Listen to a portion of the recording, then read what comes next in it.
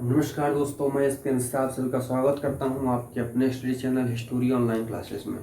दोस्तों, जैसे कि इस समय आप सभी को पता होगा, हम लोग वैदिक काल या वैदिक कालीन सभ्यता का अध्ययन कर रहे हैं और इसमें हम लोग 1000 साल के इतिहास का अध्ययन करते हैं, जिसको हम दो भागों में बांटते हैं। पहला है हमारा ऋग्वैदिक काल और दूसरा है हमारा उत्तर वैदिक काल। और ऋग्वैदिक काल जो है वो है हमारा 1500 बीसी से लेकर के 1000 बीसी और उत्तर वैदिक का काल है हमारा 1000 बीसी से लेकर के 500 बीसी या 600 बीसी। जैसे कि मैंने इसके पहले वीडियो में जो दो वीडियो हुए, पहले मैंने आपको इसका परिचय और दूसरे में यहाँ के राजनीतिक जीवन के बारे में बताया था। इस वीडियो में आज हम वैदिक कालीन समाज का अध्ययन करेंगे और जैसे हमने आपको बताया था कि हम किस पैटर्न पढ़ेंगे, हम दोनों पार्टों को अलग अलग में अध्ययन कर करके एक ही साथ दोनों चीज़ों का अध्ययन करेंगे और इनके क्रमागत परिवर्तन का अवलोकन करेंगे कि कैसे कैसे परिवर्तन हो रहे थे समाज में या इनके राजनीतिक जीवन। मैंने बताया था कि आर्यों को जो है भारत का मूल निवासी नहीं माना जाता है, इन्होंने एशिया माइनर से आगंतुक माना जाता है इन्हें, और कहीं कहीं पर ऐसा भी कई विद्वानों का मत है, उन लोगों ने ही सिंधु सभ्यता का पतन करके अपने ही सभ्यता का उदय किया या अपने सभ्यता को यहाँ पर स्थापित किया। और हमने इनके राजनीतिक जीवन में देखा था कि कैसे ऋग्वैदिक काल में इनका जो जन था, जो कबीला था, वो जन में या कबीले में छोटे छोटे विभाजित था, और उत्तर वैदिक काल में वही जनपद का या जिसे कहा जाए जिले का रूप ले लेता है और कई कबीले एक साथ मिलकर रहने लगते हैं। सबसे ताकतवर कबीला वही सरदार का कार्य करता है, मुखिया का कार्य करने लगता है। और इसमें हमने दशराज युद्ध का चर्चा किया था ऋग्वैदिक काल में, और उत्तर वैदिक काल में हमने उपनिषदों का वर्णन बताया था आपको और यहाँ के सोर्सों का हमने अध्ययन किया था। कुछ महत्वपूर्ण तथ्यों का अध्ययन इससे पहले हम कर चुके हैं। आज का जो हमारा वीडियो है दोस्तों, वह है ऋग्वैदिक कालीन समाज कैसा था। तो जैसे एक मोटा मोटा व्यू बताऊं आपको या ओवरऑल व्यू बताऊं, तो देखिए ऋग्वैदिक काल जो था वो सदैव उत्तर वैदिक काल से हर मामले में अच्छा था। तो कहीं ना कहीं इसका समाज भी उत्तर वैदिक काल से अच्छा था। और लेकिन आज हम इन दोनों के डिफरेंस को समाज के अलग अलग पक्षों के आधार पर पढ़ेंगे। और समाज को जब हम अध्ययन करने बताए थे, तो हम सबसे पहले ही आपको, जब हमारा समाज का अध्ययन करने का क्या क्राइटेरिया होता है समाज को, तो समाज के निम्न भागों के आधार पर समाज का अवलोकन करते हैं। जैसे पहला हो गया वर्ण व्यवस्था कैसी थी, दूसरा हो गया स्त्रियों की स्थिति कैसी थी, तीसरा हो गया इनका जो समाज में क्या प्रचलन था या क्या रीति रिवाज थे, और चौथा हो गया इनके भोजन या वेशभूषा के प्रकार की हम बात करते हैं, जीवन शैली की बात करते हैं, और पांचवा इनका हम अंतिम संस्कार के बारे में चर्चा करते हैं। और इन्हीं आधारों पे आज हम वैदिक कालीन सभ्यता का अध्ययन क्रमागत करेंगे। तो चलिए सबसे पहले देखते हैं कि वैदिक काल का वर्ण व्यवस्था कैसी थी या वर्ण व्यवस्था क्या थी। तो देखिए दोस्तों, ऋग्वैदिक काल की बात करें तो ऋग्वैदिक काल में वर्ण जो था वह कर्म आधारित था। और कर्म आधारित मतलब क्या था, जैसे कि जो भी कर्म आप करेंगे वही आपका जाति या वही आपका वर्ण कहलाएगा। जैसे कि ऋग्वेद के 10वें मंडल में एक सूक्त वर्णन किया गया है कि मेरे पिता वैद्य हैं, मैं बढ़ई का कार्य व्यवसाय का कार्य करता हूँ तथा मेरी माता हर घर में जाके अनाज पीसने का कार्य करती है। यानी एक ही परिवार में कई कार्यों का वर्णन किया गया है और कई जातियों का उदाहरण देखने को मिलता है, और जिसके के कारण यहाँ पे माना जाता है कि यहाँ पे जो वर्ण था वह कर्म आधारित था। लेकिन यहीं हम उत्तर वैदिक काल की बात करें तो उत्तर वैदिक काल में थोड़ी सी समाज में कठोरता आती है या कहूँ समाज थोड़ा सा सख्त हो रवैये को अपनाता है, और यहाँ पर जन्म आधारित वर्ण व्यवस्था हो जाती है। जन्म आधारित वर्ण व्यवस्था मतलब आप लोग सभी समझ रहे होंगे कि कि यदि आप ब्राह्मण कुल में पैदा हुए हैं तो आप ब्राह्मण, आप क्षत्रिय कुल में पैदा हुए हैं तो आप क्षत्रिय बनेंगे। आपका क्या पेशा है, आपका रवैया कैसा है, आपका पुरुषार्थ कैसा है, इससे कोई मतलब नहीं है।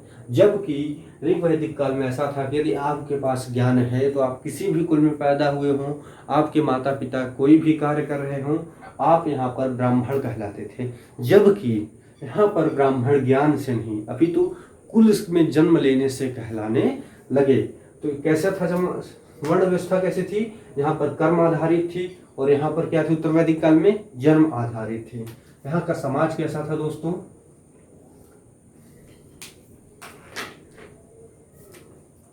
समाज यहाँ का कैसा था, पितृसत्तात्मक समाज था। उत्तर वैदिक काल में समाज कैसा था, यहाँ पर भी पितृसत्तात्मक समाज था।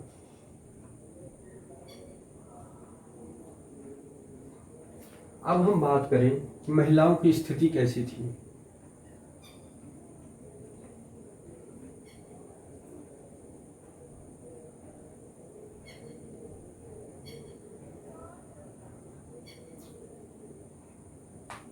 दोस्तों ऋग वैदिक काल के मैं कहूँ सबसे महत्वपूर्ण जो पहलू था या ऋग वैदिक काल या उत्तर वैदिक काल में जो सबसे अनुचित परिवर्तन देखने को मिलता है, जो सबसे पतित परिवर्तन देखने को मिलता है, वह हमें महिलाओं की स्थितियों में ही देखने को मिलता है। जहाँ पर ऋग वैदिक काल में महिलाओं को कई प्रकार की स्वतंत्रता थी, जैसे वो प्रशासनिक कार्यों में भाग लेती थी, वह यज्ञ करती थी पतियों के साथ अपने बैठ करके, ठीक, उन्हें सम्मान सारे प्राप्त थे, पर्दा प्रथा या बाल विवाह जैसी कोई बाध्यता नहीं थी और उन्हें जो है विधवा पुनर्विवाह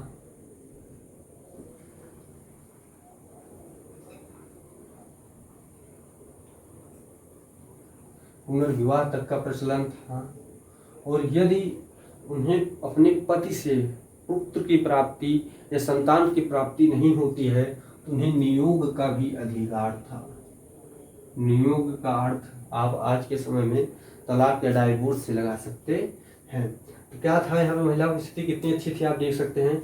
उन्हें प्रशासनिक कार्यों में भाग लेने का अधिकार था, यज्ञ आदि करने का अधिकार था, पर्दा प्रथा तथा बाल विवाह जैसे प्रचलन नहीं था, विधवा पुनर्विवाह का आयोजन था, नियोग था और तथा इन्हें शिक्षा का अधिकार प्राप्त था। इनमें जैसे कुछ महत्वपूर्ण स्त्रियां हैं जो ज्ञान के मामले में या ज्ञान आदि क्षेत्रों में, जैसे अपाला हो गई, सुवारा जैसी स्त्रियों का वर्णन मिलता है जो अत्यंत विद्वान एवं प्रकांड ब्रह्म ज्ञानी थी। इस प्रकार हमने देखा कि वैदिक कालीन सभ्यता में ऋग वैदिक काल में महिलाओं की स्थिति कितनी बेहतर थी। यहीं उत्तर वैदिक काल में आ जाएं तो महिलाओं की स्थिति में हमें पतन देखने को मिलता है। जैसे कि इन्हें प्रशासनिक कार्यों में भाग लेने की अनुमति नहीं मिलती है, इन्हें पूजा पाठ करने की अनुमति नहीं मिलती है, पर्दा प्रथा का प्रचलन हो जाता है, इनका घर से बाहर निकलने पर निषेध हो जाता है। वहीं इनको विधवा पुनर्विवाह का जगह पर विधवा पुनर्विवाह का स्थान सती प्रथा ले लेता है। नियोग के अधिकार नहीं रह जाते हैं, शिक्षा का अधिकार नहीं रह जाता, मंदिर इत्यादि में इनके प्रवेश को वर्जित कर दिया जाता है, विभिन्न प्रकार की इन्हें यातनाएं दिया जाता है और इन्हें एक उपभोग की वस्तु को समझा जाने लगता है। इस तरीके से आप देख रहे होंगे कि समाज हमारा 500 वर्षों में कितना पतित हो रहा है, या महिलाओं को लेकर के समाज में कितनी गिरावट आ रही है, उनकी स्थितियों को लेकर कितना गिरावट आ रही है। और कहीं न कहीं इसकी झलक आज भी हमारे समाज में देखने को मिलती है, जिसे हमें परिवर्तित करना है। और अक्सर आपको बताया जाता है कि हमारे वेदों में महिलाओं को लेकर के ऐसा कहा गया, वैसा कहा गया है। तो आज से जब भी कोई ऐसा आपको गलत ज्ञान या झूठा ज्ञान दे तो आप उसे बताइएगा कि नहीं, महिलाओं की स्थिति जो थी, जो हमारा सबसे प्राचीनतम वेद है, जो ऋग्वेद है, उसमें हमें महिलाओं की स्थिति की ऐसी ऐसी स्थितियों का वर्णन देखने को मिलता है।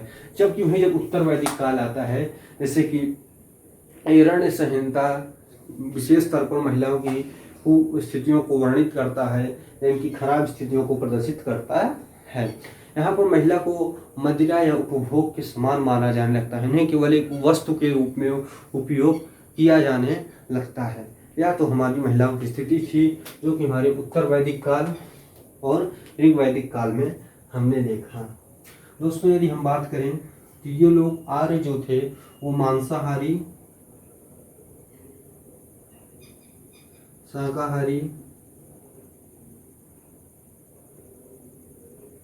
दोनों थे तथा सोम व सुरा का वर्णन देखने को मिलता है। और यहाँ पर भी यह सेम एज इट इज रहता है, यहाँ पर भी स्थितियाँ और रहती हैं, बल्कि इसमें जो है स्त्रियों को भी जोड़ दिया जाता है। वहीं पर यहाँ पर बात करें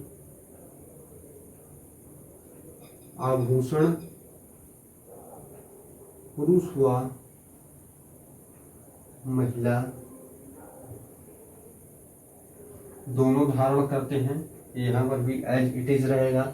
उत्तर वैदिक काल में भी पुरुष और महिला दोनों धारण करते हैं। ऋग वैदिक काल में विवाह के केवल दो प्रकार थे, एक था अनुलोम, दूसरा था विलोम विवाह। अब ये दोनों अनुलोम और विलोम विवाह क्या थे? तो दोस्तों यदि जो पुरुष था वह उच्च वर्ण का है और जो महिला है वह निम्न वर्ण की है तो उसे अनुलोम विवाह कहा जाता था। यानी पुरुष उच्च जाति का या उच्च कुल का है और यदि महिला निम्न कुल की है उसे अनुलोम विवाह कहा जाता था। यदि महिला उच्च कुल की या उच्च जाति की है और पुरुष जो है निम्न कुल या निम्न जाति का है उसे विलोम विवाह कहा जाता था। उत्तर वैदिक काल में दोस्तों हमें विवाह के टोटल 8 प्रकार देखने को मिलते हैं। इसमें हमें ब्रह्म विवाह, दैवीय विवाह, गंधर्व विवाह इत्यादि प्रकार के विवाहों का वर्णन मिलता है। यह कोई महत्वपूर्ण नहीं है, अक्सर अगर एग्जाम में पूछा भी जाता है तो आपसे केवल प्रकार पूछ सकते हैं, कितने प्रकार पाए जाते हैं? 8 प्रकार का पाया जाता है। जैसे कि प्रेम विवाह का नाम गंधर्व विवाह था, दैवी विवाह यही अनुलोम विवाह जो था वो दैवी विवाह का नाम था, और ऐसे ऐसे करके 8 विवाहों का वर्णन हमें देखने को मिलता है। और यदि बात करें तो ये लोग यहाँ पर अंतिम संस्कार या अंतिम विधि की बात करें तो यहाँ पर जलाने का साक्ष्य मिलता है तथा कहीं कहीं पर भी दफनाने का भी साक्ष्य मिलता है, जो कि दोनों में एज इट इज रहा है। दास प्रथा ऋग वैदिक काल में देखने को नहीं मिलती है, उत्तर वैदिक काल में देखने को मिलती है, लेकिन दासों की स्थिति उतनी खराब नहीं थी जितना कि यूनान और रोम में दिखाया गया है। जबकि यहाँ पर दास प्रथा प्रचलित थी लेकिन स्थितियाँ कुछ ठीक थी। और यहाँ पे जो समाज था वो वर्ण था, वो जन्म आधारित था और वर्ण 4 विभाजित हो गया था, ब्राह्मण, क्षत्रिय, वैश्य और शूद्र। और शूद्रों की स्थिति उत्तर वैदिक काल में बहुत ही ज़्यादा दयनीय या खराब स्थिति पहुँच जाती है। इस प्रकार हमने वैदिक कालीन समाज को देखा। वैदिक कालीन समाज को हम कितने भागों में बांटते हैं? 2 भागों में बांटते हैं, ऋग वैदिक काल, उत्तर वैदिक काल। ऋग वैदिक काल में वर्ण व्यवस्था कैसी थी? तो ऋग वैदिक काल में वर्ण व्यवस्था कर्म आधारित थी, उत्तर वैदिक काल में जन्म आधारित हो गया। समाज प्रतिसत्तात्मक थी, महिलाओं की स्थिति वैदिक काल में अच्छी थी, उन्हें प्रशासनिक कार्यों में भाग लेने की अनुमति थी, यज्ञ करने की अनुमति थी, पर्दा प्रथा या बाल विवाह का अनुमति नहीं है, विधवा पुनर्विवाह का वर्णन था, नियोग का वर्णन था, शिक्षा का वर्णन था। जबकि यहीं पर महिलाओं को इन सभी अधिकारों से वंचित कर दिया जाता है। शिक्षा, प्रशासनिक, यज्ञ, पूजा पाठ इन सभी से वर्जित करके उन्हें केवल एक उपभोग की वस्तु मान लिया जाता है। इन लोग को पहनावे की बात करें तो लोग ऊनी, सूती व मांस से निर्मित वस्त्रों को धारण करते थे तथा मांसाहारी शाकाहारी दोनों भोजन करते थे। सोम व सुरा का वर्णन देखने को मिलता है। सोम मतलब मदिरा होता है, आप सभी को इसकी जानकारी होगी। आभूषण पुरुष और महिलाएं दोनों पहनते थे, जैसे कि महिलाएं जो है हार, कुंडल और पहनती थी, जबकि पुरुष जो है मुकुट, कवच, कुंडल इत्यादि को धारण किया करते थे। विवाह जो है ऋग वैदिक काल में 2 प्रकार के थे, अनुलोम विवाह, विलोम विवाह। अनुलोम विवाह का मतलब ये होता था कि यदि पुरुष उच्च कुल का है, स्त्री निम्न कुल की है तो अनुलोम विवाह, और यदि उसी उल्टा पुरुष जो है निम्न कुल और स्त्री उच्च कुल का है तो विलोम विवाह होता था। और उत्तर वैदिक काल में विवाह 8 प्रकार के पाए जाते हैं। और यहाँ पर दोनों भी जगहों पर जलाने का साक्ष्य मिलता है अंतिम संस्कार में। इस प्रकार हमने इनके समाज को देखा। अब आगे हम इनकी धर्म को अध्ययन करेंगे। तब तक मिलते हैं आपसे नेक्स्ट वीडियो में। तब तक के लिए धन्यवाद।